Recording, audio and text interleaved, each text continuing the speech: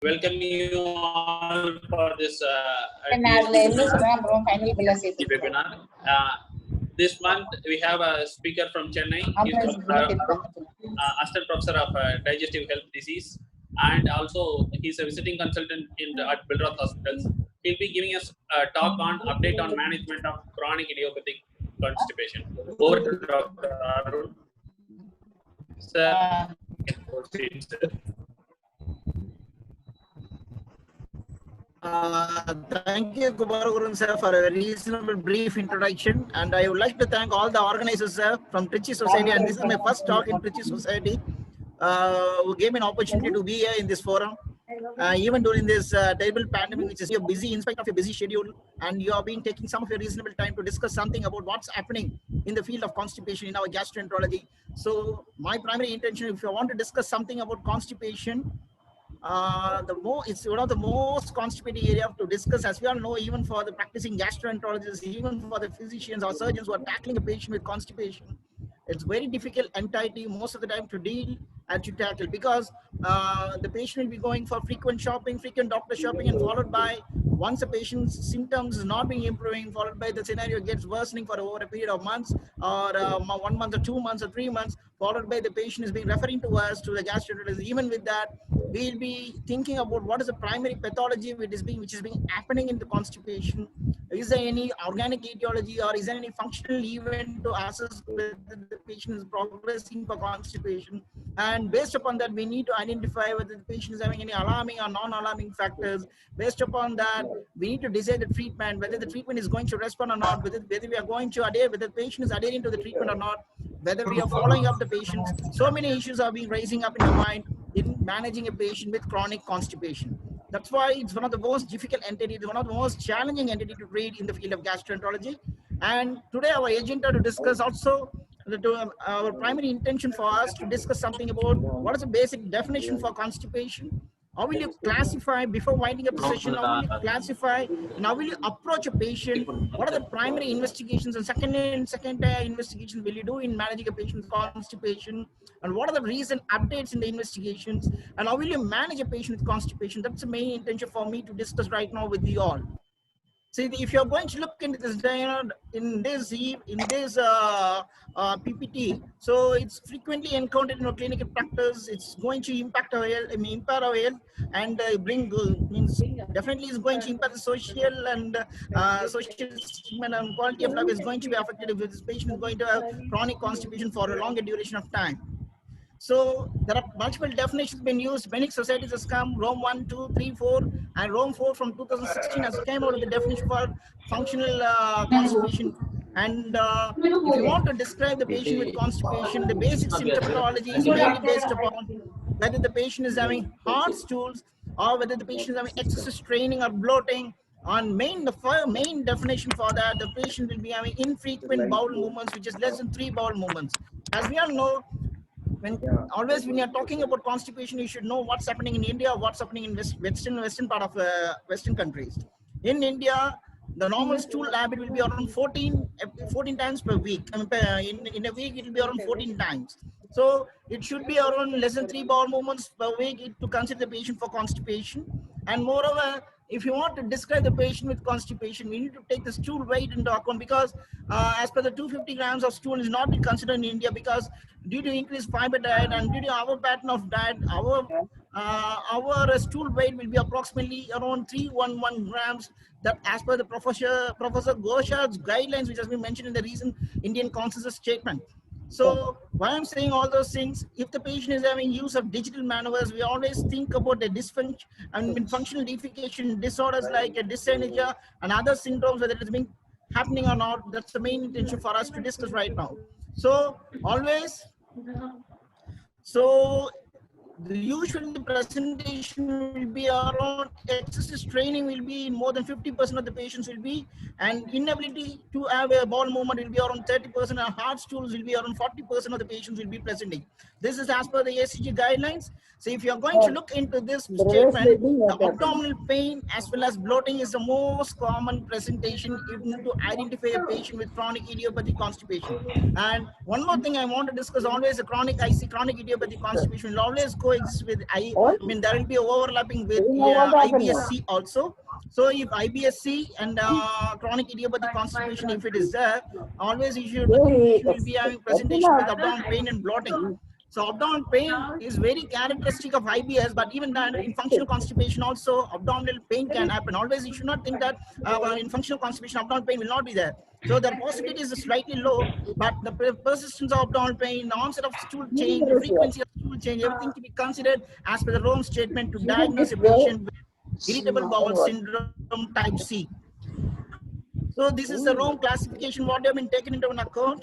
So this is as per 2016 statement, like if you want to discuss about IBS-C type D and mixed and predominant symptoms of bloatedness and distension, and Rome 2, Rome 3, as well as Rome 4 guidelines has been taken into account.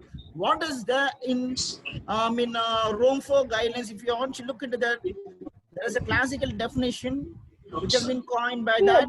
So always you need to look into the more than 20% of the defecation which has been involved. So there will be straining, lumpy or hard stools, and incomplete evacuation will be there, and unaided blockage and obstruction may be there, and more of maneuvers can be tried.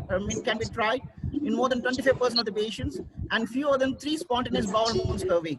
So always you need to take this account. See, as per the Rome 4 statement, this criteria has to be exist for more than 3 months of period, which has to be there at least for a duration of approximately 6 months has to be there. So there will be insufficient criteria to meet the diagnosis. So IBS has to be there to fulfill the patient with evidence of functional constipation. So more than 25 manuals with digital evacuation will be there to diagnose a patient with functional constipation. So this is one more definition what's happening as per ACG guidelines. ACG also comes with the task force, also comes with the same guidelines. If you're going to look into the multiple guidelines there for the constipation, one is by Indian statement, Professor Ghoshal, and one is by European guidelines, American guidelines, even Korean guidelines is there. So many guidelines is there. But the primary intention for all the patients will be having a difficult stool passage, hardness, lumpiness, infrequent defecation, and prolonged time, and need for more maneuvers, and the presence of the symptom for at least a duration of 3 months that will allow the patient to think in terms of constipation is there or not. To discuss about the various risk factors, in which group it is more common, say as the age progresses. As the age progresses, the patient will be having more sedentary lifestyle that will prepone the patient for constipation.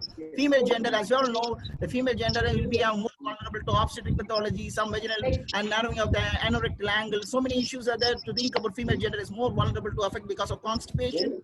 And next to that, lower level of education status and lower level of physical activity, low socioeconomic and non-white ethnicity population, and drug induced is one of the most important. Always you should think about, there are so many drugs, antihypertensive, anti-malignant, and also chemotherapeutic, opioid, so many lists, a huge list of drugs to be considered as a risk factor to identify whether the patient is predisposing to constipation is there or not. So as you all know, the basic physiology that will be coming up in the next slides. So what is the basic subtype of constipation? That's the primary area. So if you want to divide the constipation only by primary as well as secondary, the secondary cause is very low and will be comprising only around 20%. In India, almost around 70 to 80% will be the primary constipation presentation will be there, which can be a normal transit or it could be a slow transit. That's what happening in case of diabetic gastroparesis or some other condition, or it could be a defecated disorder, this may be dyssynergic disorder, the pelvic floor dyssynergia, so many other disorders could be, or it could be because of and always you should remember IBS-C also will be always coexisting with this kind of presentation, and there may be an overlap of IBS-C with the normal transit or slow transit constipation. So to discuss about what do you mean by normal transit constipation, it's the most common type which is being reported, and stool frequency is often within the normal range, but always the patient will be finding difficulty to evacuate the bowels. So it can be an overlap with IBS-C, and usually the patient may have a psychological impact. So what do you mean by slow transit? In this, the bowel movements will be very low. It will be around less than 1 movement per week, and the urgency will not be there. See, the one symptom to take into account if you want to label the patient with constipation, always you need to look for urgency, the urge to defecation is there or not. If the patient is having urge to defecate, always there is evidence of normal transit constipation. If there is no urge at all, that means it shows evidence of slow transit constipation. And if the patient is having persistent urge to defecate, it shows evidence of dyssynergic syndrome. So always you should think about the urge to defecation is the most important entity to label the patient, the one symptom which has to be taken into account to label the patient as having evidence of normal transit or slow transit or dyssynergic syndrome. So if it is a slow transit, it is mainly because of colonic smooth muscle inactivity. And next to that, because of the pacemaker cell reductions. It could be because of ICC cells of Kajal. If you're going to stain that by CKIT and multiple modalities are there to stain and to identify, and there will be a dysfunction in the colonic reflexes will be there, the decreased urgency will be there to document the patient whether it's having a slow transit constipation. And next to that, if you're going to think about the defecated disorders, as you listed there, predominantly there will be significant straining, and most of the time the patient will be spending most of the time in the toilet. Manual evacuation of the stools is the most common presentation, and laxatives predominantly won't work in this kind of patients. Sometimes we need to go for a purgatives or other stimulants like procalciferol. Other drugs can be tried in this kind of presentation, and most of the time this kind of presentation can be happening in females and since childhood, and which will all be supposed to impair the defecatory process. And this defecation disorder, if you want to diagnose, always you need to look for the impairment in anal relaxation and paradoxical anal sphincter or puborectalis contraction. So this is one thing I want to label. See, if you want to look into this diagram, always this is the basic physiology. What is going to happen? Once the rectum is going to load with stools, what is going to happen? The defecation process is going to be initiated. If you want the defecation process to be initiated, what is the mechanism? The puborectalis is supposed to get it. The contraction of the puborectalis has to be happen. The external anal sphincter relaxation, the internal anal sphincter contraction has to be happen for the defecating process to set in a normal way. If there is any dyssynergic in this process, so what's going to happen? Suppose if the rectal hypersensitivity and less than 20% relaxation in your anal sphincter and prolonged fecal stages, these all will predispose the patient for a dyssynergia, and inadequate propulsive movement will be there. So there will be stages of stools in your colon for a longer duration of time. So you should all remember that the normal transit will be around 40 to 80 hours approximately. It should be in the range of 40 to 60. That's the most significant. If you want to label the patient as slow transit constipation, it can go up to 70 to 75 hours. If normal transit means it should be around 40 hours. That's the main area for me to discuss. And see, if you want to diagnose this functional disorder, that means the diagnostic criteria for this defecated disorder to happen is the main thing. There are multiple modalities of tests to identify that I'll be discussing in my upcoming slides. The functional defecation disorder you can diagnose mainly by three modalities. One by abnormal balloon expulsion, and next to that by abnormal anorectal manometry or abnormal defecogram or EMG stimulation. See, these modalities with this upcoming latest investigations, you can diagnose a functional defecation disorder. So if the patient is having functional defecated disorder, always you should think about whether the patient is being overlapping with IBS-C is also there or not. So this criteria has to be there for a period of 3 months. The symptom has to be there for a period of 6 months.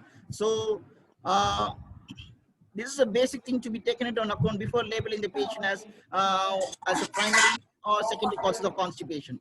If you're going to think about the secondary causes, there's a huge list that what have been discussed, like medications, like analgesics, antihypertensive, antidepressants, multiple medications are there. And next to that, metabolic disorders like diabetes, hypothyroidism, hypoparathyroidism, multiple metabolic abnormalities. Next to that, any neuronal changes. Suppose if you're having any spinal cord pathology, or it could be H-Sprungs. If you all remember, the H-Sprungs will be usually presented in the pediatric age group itself when the baby is not passing stools. That's the most common entity, and it can occur also. It can present in a later age group. Adult onset H-Sprungs also can be reported, and if the patients have amyloidosis or any CNS lesion, there are multiple etiologies, multiple workup for the patient to diagnose the secondary constipation. And secondary constipation, the metabolic workup and other things, very difficult to enroll. And once a patient, even if you're going to diagnose, it's very difficult to treat this kind of scenarios most of the time. And other neurological like Parkinsonism, any spinal pathology, a low fiber. Always you should make sure the fiber in your diet should be approximately 20 to 35 grams per day. If your fiber is not going to be, and more make sure that should be a soluble fiber rather than an insoluble fiber, that will be discussing with you.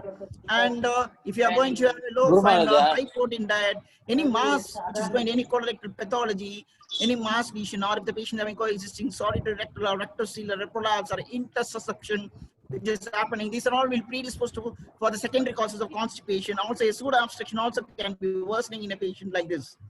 So if you want to diagnose a patient with constipation, take a detailed history, analyze the patient properly, make sure that the patient is presenting in evidence of functional constipation, look for evidence of manual evacuation. Whether the patient is having evidence of manual evacuation, then assess the patient for dyssynergic focus and look for the alarming feature. As we are well known, alarming features in gastroenterology, very few, like any bleeding manifestations, weight loss, or any mass if you are going to palpate, or new onset if the patient is going to present to us with the symptom more than after the age of 50 years, or if the patient is having evidence of anemic symptoms, or if the patient is having any obstructive pathology. Always these are all the alarming features to be taken into account before considering the patient as chronic idiopathic or functional constipation.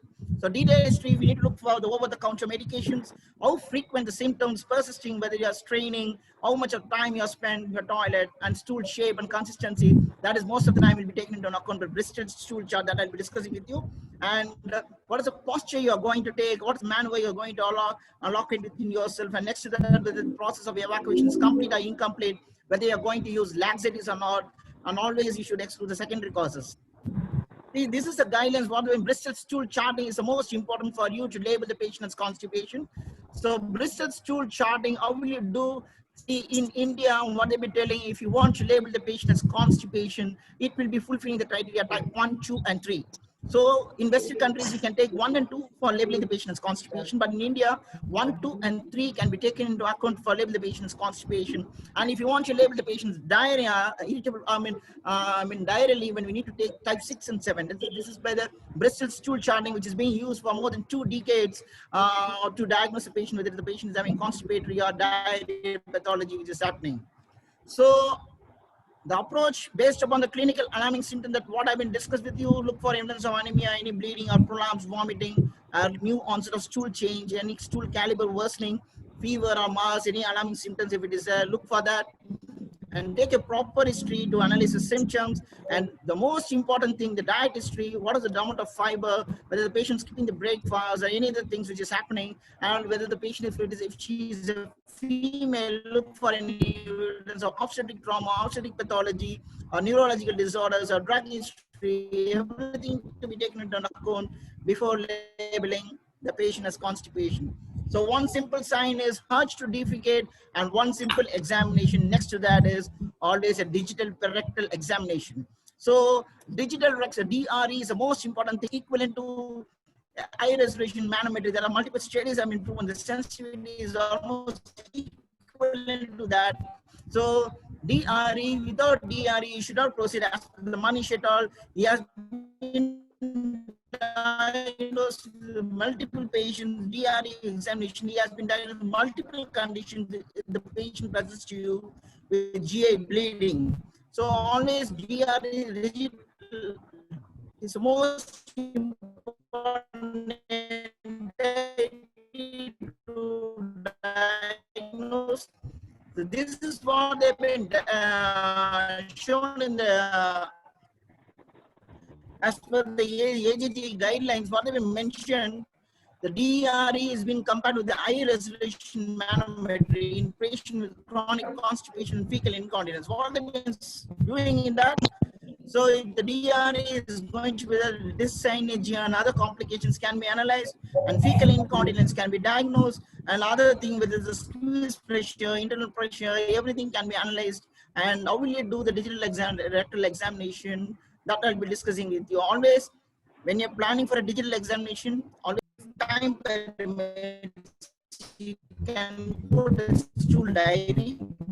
With the stool diary, you can calculate how many episodes of stool, what is the nature of the stool, what is the consistency, everything you can ask. You can ask the 7-day stool diary, and there are so many charts being available, and you can give it to the patient very well. With this 7-day stool diary, you can able to diagnose whether the patient is having evidence of slow transit or the normal colonic transit. What are the etiologies being persisting? Most of the time, you can able to pick up the clinical presentation with the 7-day stool diary also.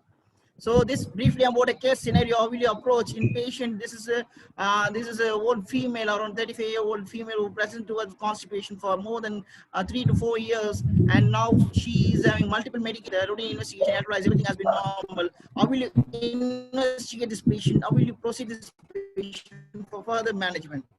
See, if you want to label the patient, if you want to diagnose, we need to map the disease. See, where is the presentation? What is the condition you are going to look into that? We need to map the disease in an effective way.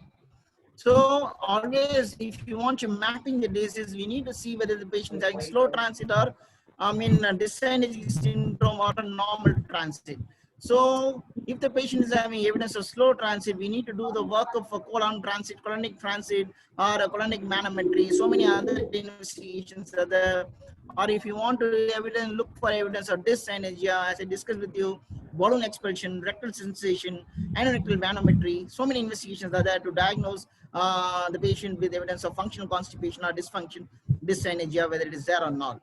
So systemic disease, always you should not forget a detailed history is the most important. Look for evidence of inflammatory pathology, neoplastic or metabolic focus, and imaging is the most important thing. Always, if you're planning for imaging, you can go for CT or MRI or barium to look for evidence of structural pathology. Or also you can investigate the small bowel also if you're suspecting a pseudo obstruction or anything.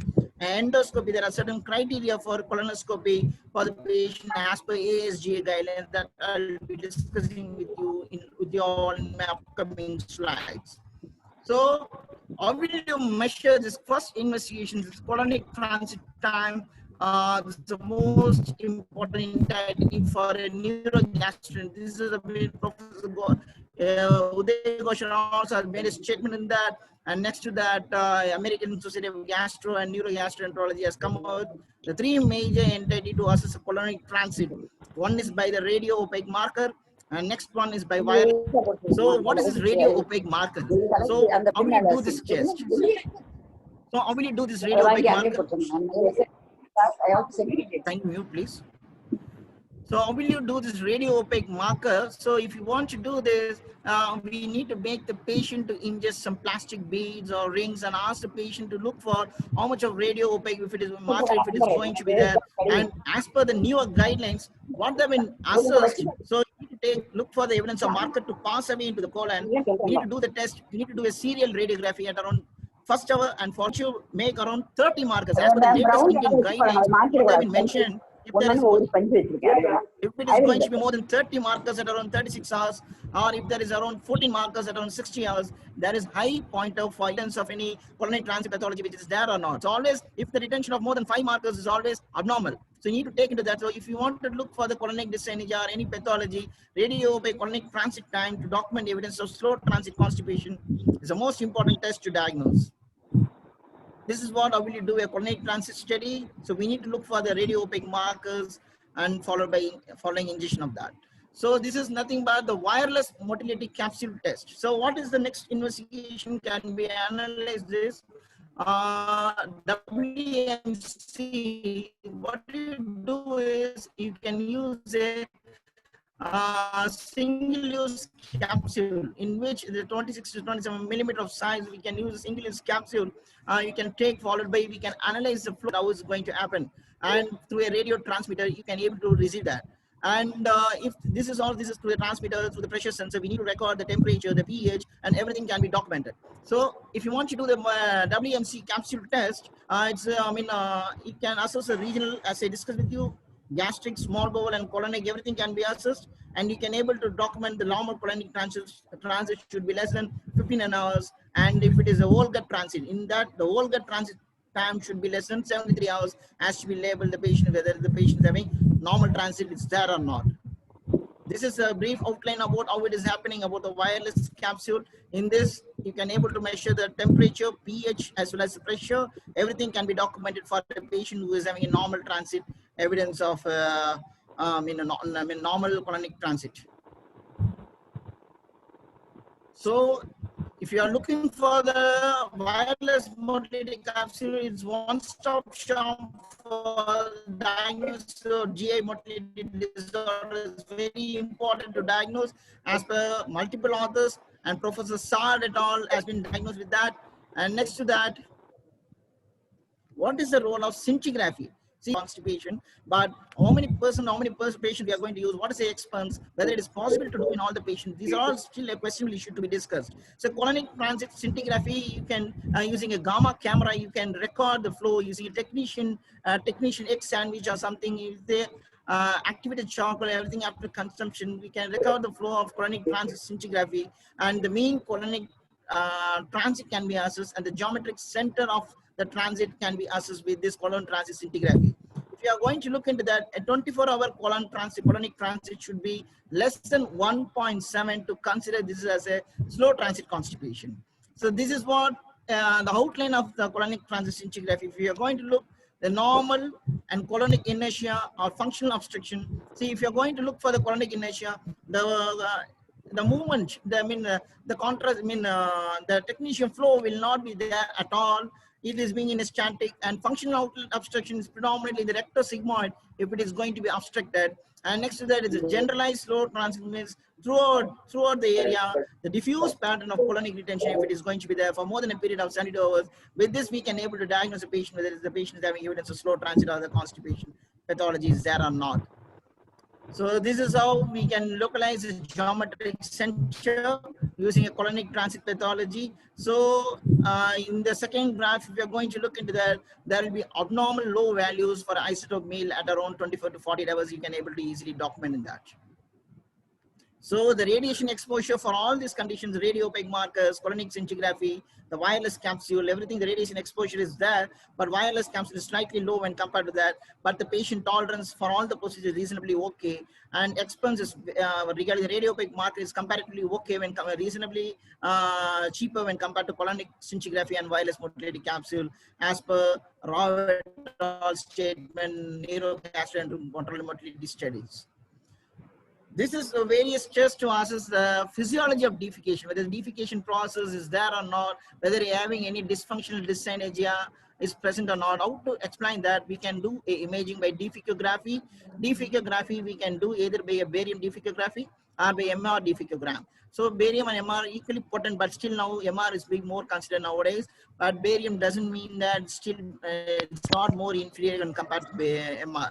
And balloon expulsion tests that I'll be discussing, and anorectal manometry, electromyography. So many investigations are there to diagnose evidence of functional, dyssynergic syndromes.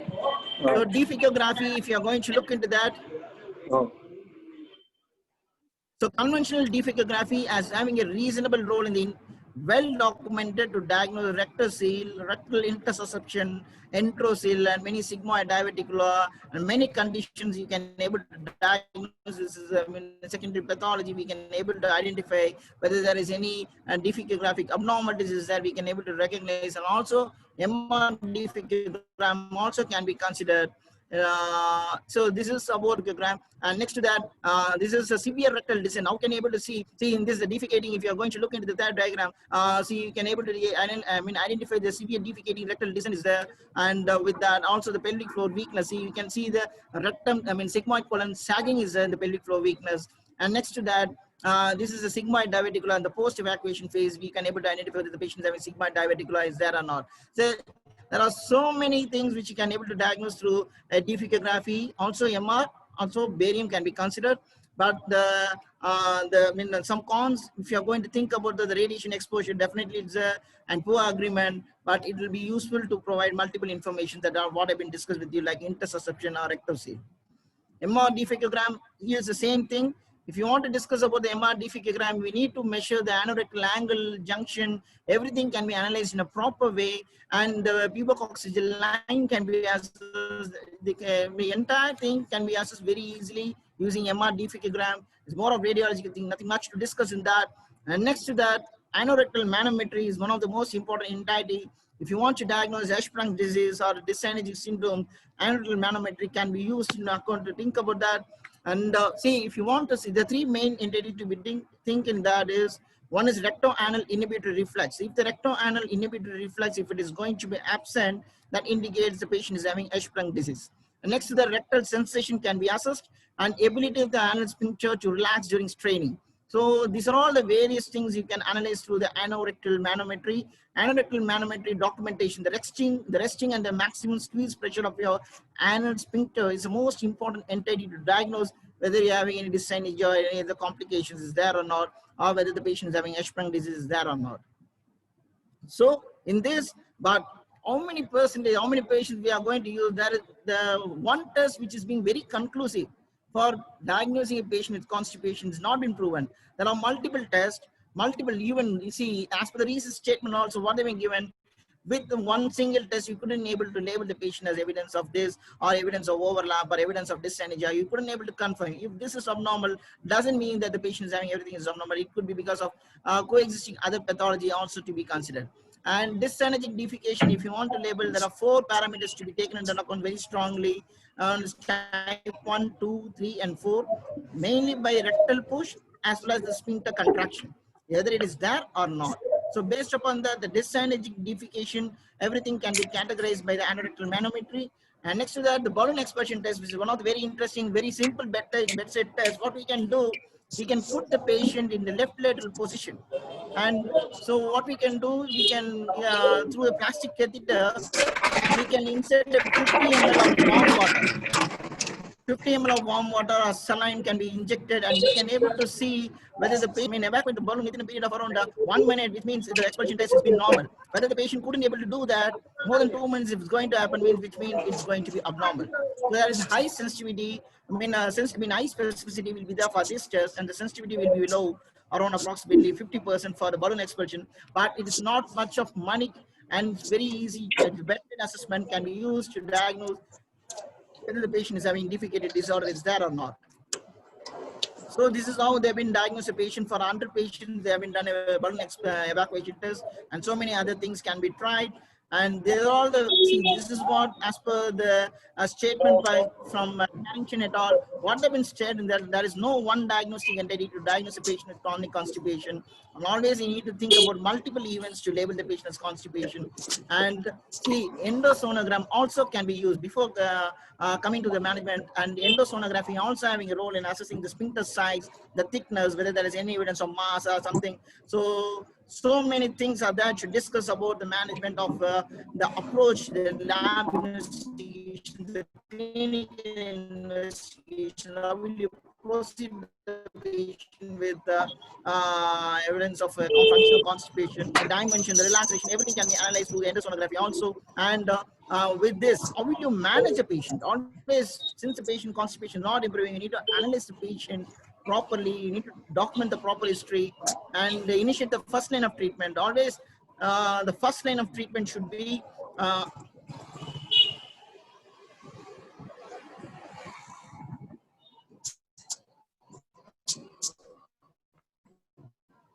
so ACG has come out with the multiple guidelines to analyze the first line of treatment.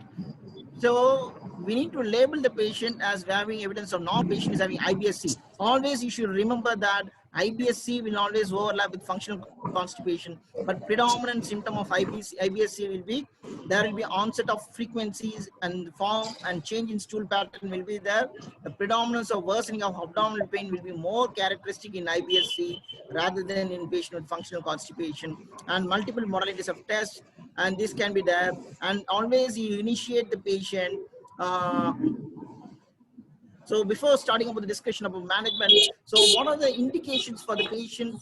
What is the role of endoscopy? As I discussed with you, any alarming picture, if you have any cancer, any stricture, any prior to surgery, or if you're planning the patient for any, Hirschsprung disease, if you're planning the patient for any deep biopsy, and if the patient is having alarming symptoms after the age of 50 years, or new onset of constipation after 50 years, or if there is any, if you are planning for any surgical intervention, these are all the indications for the patient to be considered for a colonoscopic examination for the patient to be discuss about constipation.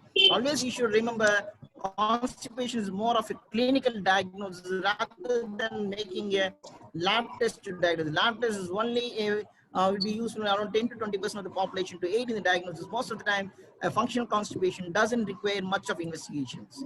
And this is the constipation management pyramid. If you are going to look into that, first educate the patient, start with baseline laxatives, fiber supplements in adequate amount, osmotic laxative if it is needed, and go for evidence of prokinetics like prucalopride. Other newer molecules can be tried into Nacone. And next to that, final surgery, if nothing works on, we can try for this kind of patient in managing a patient with chronic constipation. So always increase the bulk around 20 to 35 grams, and do not consume more fibers which will predispose to bloatedness of the abdomen, and sometimes more worsening of diarrhea also can happen. Always the fiber consumption should be in a reasonable area around 20 to 35 grams, and it should be a soluble fiber, and it increases the colonic reflex. Always utilize a gastrocolonic reflex. That means attempt a bowel movement for around 5 minutes after 30 minutes after eating, even if there is no urge. So these are all the basic things you can follow. You can instruct the patient to go for a gastrocolonic reflex augmentation, and basic fiber diet, and other things to be taken into account before managing a patient.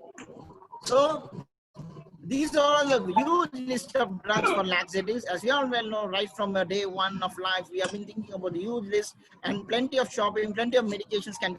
And as per the newest statement, there are so many molecules being tried. Even bisacordyl, they've been given for some patients, and even bulk forming laxatives like psyllium, as well as so many molecules, even stool softeners, and osmotic laxatives like PEG to disimpact the stool, and lactose can be tried for many patients. And these are all the overall list. So the major mechanism of action is mainly by bulk forming, means it will be retaining water in your stool. Always the main intention, we need to retain more water, and we need to increase the stool bulk and improve the consistency. That's the main intention for most of the time when you're managing a patient with constipation. And stimulant laxatives means it will be increasing the intestinal peristalsis by action on myotic nerve plexus and other things. And osmotic laxative, it will be bind to the osmotic pathway. And next to that, the mixed laxatives, many things are being there when using. To discuss something about what are the newer drugs can be considered, that's the most important area for me to discuss. Regarding the colonic secretagogues, it could be because of Lubiprostone, or it could be Linaclotide or plecanatide. So many newer drugs are being tried. To discuss something about Lubiprostone, which means we have been tried for some patients with evidence of functional constipation. So it will be increasing the chloride channel, it will be enhancing the water secretion. So it will make the stressful epithelial. So always you should remember the laxative is the main role, the sodium potassium ATPase pathway, prostaglandin secretion, and nitric oxide pathway. There are multiple pathways to be involved in the management of, also in adenylate cyclase pathway. Always you should remember the laxative is having a plenty of role in all these pathways. So like Lubiprostone, if you are going to think about that, always you remember 24 mics dose considered, and all the major drugs will be having common adverse effect like diarrhea, and sometimes headache could be happening with that. And next to the linaclotide, it's one more interesting entity binding to the guanylate cyclase complex like CGMP, and activates the cystic fibrosis transmembrane regulator like CFTR activation with the. So what will happen? The same mechanism, the luminal chloride secretion increases the luminal chloride, water secretion, and bicarbonate secretion. It ameliorates the visceral hypersensitivity. Everything will be there. If you're going to try linaclotide, but 145 mics daily can be tried. But linaclotide and other drugs still not much of availability in India, and plecanatide also not much of availability in India. So always you should remember about some cardiac effects have been reported, but nothing much. As per the newer Indian guidelines, whatever statement, the cardiac effects is very low with prucalopride for most of the patients in a reasonable amount, even for the patient with dyssynergic defecation, other problems, not even for the patient with evidence of slow transit constipation, we can use procalciferate successfully most of the time. So for dyssynergic defecation, you identify as per the balloon expulsion as well as defecography and as per the analytical manometry. If you are going to label the most important modality for you to think about biofeedback therapy, it's the goal is to correct and restore the dyssynergic behavior and restore normal defecation and to improve the rectal sensory perception. That is the main modality. If you are going to look for this biofeedback, my experience with biofeedback is very, very low, and definitely I'm not very sure about that, whether it is being still applicable in many centers on that. But if you want to discuss about biofeedback, it's one definite good entity that we can do, but there's not much of cost related entity. Next to that, we can try. They will mention they have been using a manometry probe, electromyography probe, and so many other modalities have been used in the biofeedback therapy. So what they place a device, what they're going to do, they will be placing a device in your rectum, and the diaphragmatic muscle training will be simulated, defecation, other process will be initiated, manometric guiding, pelvic floor guided pelvic floor training, and so many things have been there with synergic defecation. So the multiple studies, are the few studies proved some efficacy over a period of 2 years of time, but how frequently we are going to use is still a questionable issue to be discussed. If you want to think about surgery, if nothing works, everything's of diet, lifestyle modification, if the second and first line of drugs, if it is not working, and even if the patient is slow transit constipation, if there is evidence of colonic inertia for a longer duration, we can consider the patient for colectomy, cecostomy, sacral nerve stimulation. So among this, sacral nerve stimulation can be tried, but multiple sessions to be done, and moreover, next to that, it's slightly less of complication when compared to this kind of procedure, but nerve stimulation and all is still not much of use right now in our centers in India. And apart from that, this is outline what we are going to use, the basic dose, how much of a dose is being going to use in various scenarios. And next to that, if you are going to use these pro-secretory agents like procalciferate things, what is the thing they've been discussed in that? In this kind of presentation, Canadian Journal of Gastroenterology, they are discussing if you are going to use a prokinetic, pro-secretory agents, the respondent will be very good. Will be a reasonable improvement if you are going to use a patient with pro-secretory agents. This is what they've been labeled in this study, rather than using fiber supplements or stimulant laxatives. The pro-secretory agent and osmotic laxative definitely having a beneficial role. So this is what the outline being discussed.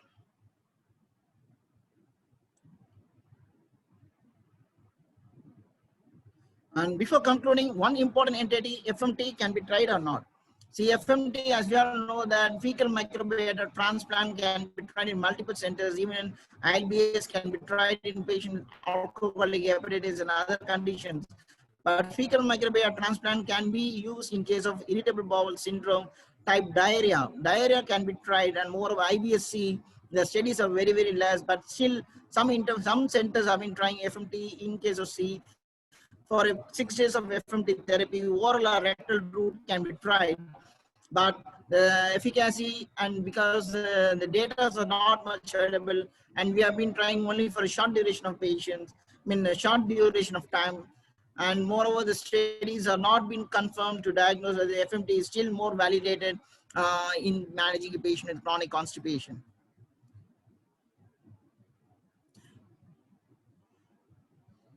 So this is outline. This is chronic constipation, Rome-Ferreira. That's what been discussed. Balloon expulsion, manometry, defecogram, colonic transit, endosonography, everything to be taken into account. The overall thing, the ICG guidelines, recent. See, always you should remember the basic things. The posture, what you are going to accommodate, you need to take the Indian posture, like the squatting position. If you are going to go for a squatting position, the anorectal angle is going to be wide. Other things is, the pelvic floor diameter is going to increase. It's very easy for you to defecate. Always Indian methodology, rather than going for sitting posture. If you're planning to go for a squatting one, it's most important entity to adopt the patient for posturing. So to conclude, analyze the patient, take a proper history, look for the evidence of Bristol form of scale in which category the patient persists, take a proper history whether the patient is forming in slow transit or normal transit, and detailed history, clinical presentation, look for the secondary focus. If the patient is having secondary focus, plan for nice.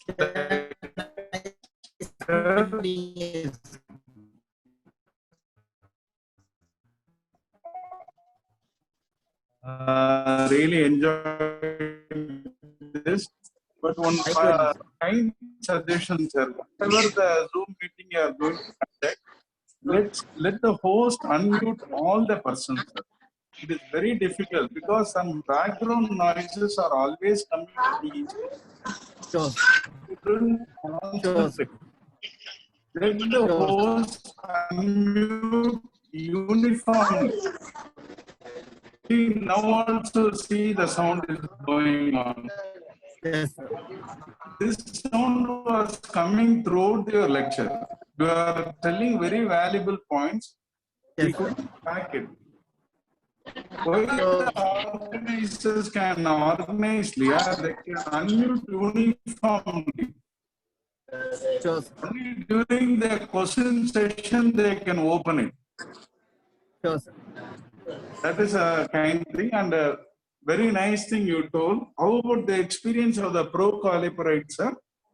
The procaliprate, definitely we have been reasonably used in case of slow transit constipation, sir, and there is a definite reasonable response.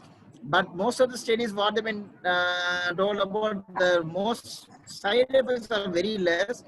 Moreover, the laxative which you mentioned, that is ideal, but the only issue is it is very expensive. For adult dose, it is costing huge. That is the only issue. Sometimes the patient find. So regarding diet, any particular thing for a clinical practitioner, or do you want to mention, sir? Like diet, one thing, sir, diet and exercise is the most important thing.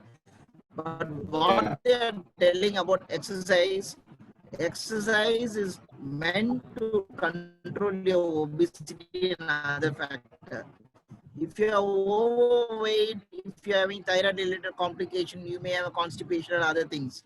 But if you are having a good exercise pattern, doesn't mean that your constipation will be improving. That's one strong entity has been concluded in Indian Gastro Journal.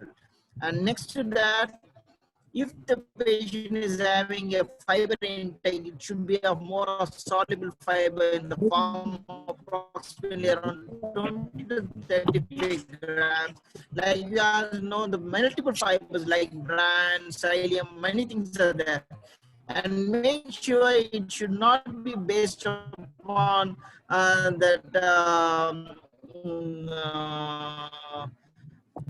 there are many other uncommon fiber which is insoluble fibers like any any toast or other things if you're going to consider. So it's not more like, suppose if you're going to settle down normally. See, these are all the newer entities what they've been added. The water intake if you want. Pediatric age group, the coagulants, whether it has good role. As of now, much of documentation, but bacillus coagulans. Good luck. Yes. Dr. Arun, I am Dr. Kannan from Chennai. We enjoyed your talk. Very lucid and informative talk, Dr. Arun. We enjoyed your talk. Thank you very much. Thank you very much, sir. Thank you, sir. Arun, you said for proclopide you use for around 1.5 months or 3 months. What happens after 1.5 months or 3 months? The patient pathology is usually going to be the I'll same. be giving to my patients around 1 month to 2 months of duration, sir. So what happens after that? After you stop the prochlorperazide, what happens? Most of the time, the patient will rebound with the severe same presentations. Once a patient will rebound, always we need to train the patient. The habit training, other modalities of treatment is still there, and we need to maintain the patient's stool diary. Other things has to be documented, and followed by we can give prochlorperazide. Even if the patient is having a recurrence, we need to assess what is the reason for recurrence of symptoms, and followed by we can continue the prochlorperazide again if needed, sir. If there is no major evidence of any adverse events follow that.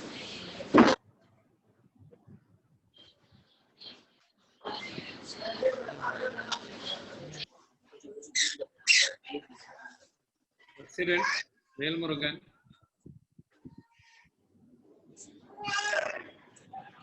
Thank you, well, sir, to join late. And thank you for organizing, sir.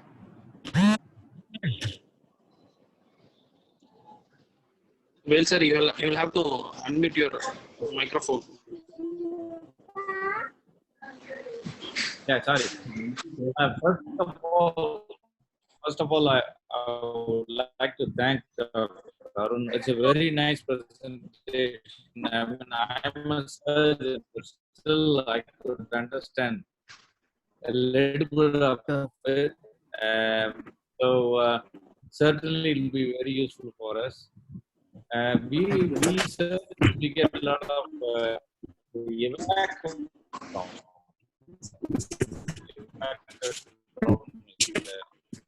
I couldn't hear you well, sir. Your voice is breaking, sir.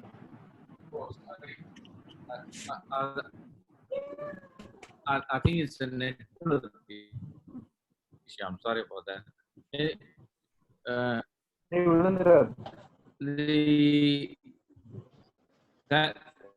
First of all, thank you very much. It's a wonderful.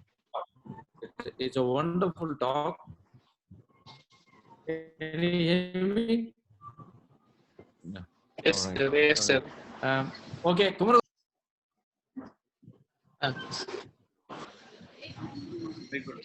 you. If there are no more questions, we shall close the session. That was a wonderful talk, sir. It was so easy for us to understand, and it's a very useful talk for our day-to-day practice. And thanks for the talk. And really, we thank you so much for the talk. With this, we'll close this meeting, and we'll hope, dear members, we'll meet in the next month webinar. Thank you all. Thank you very much, sir. Thank you very much, sir. Thank you, sir.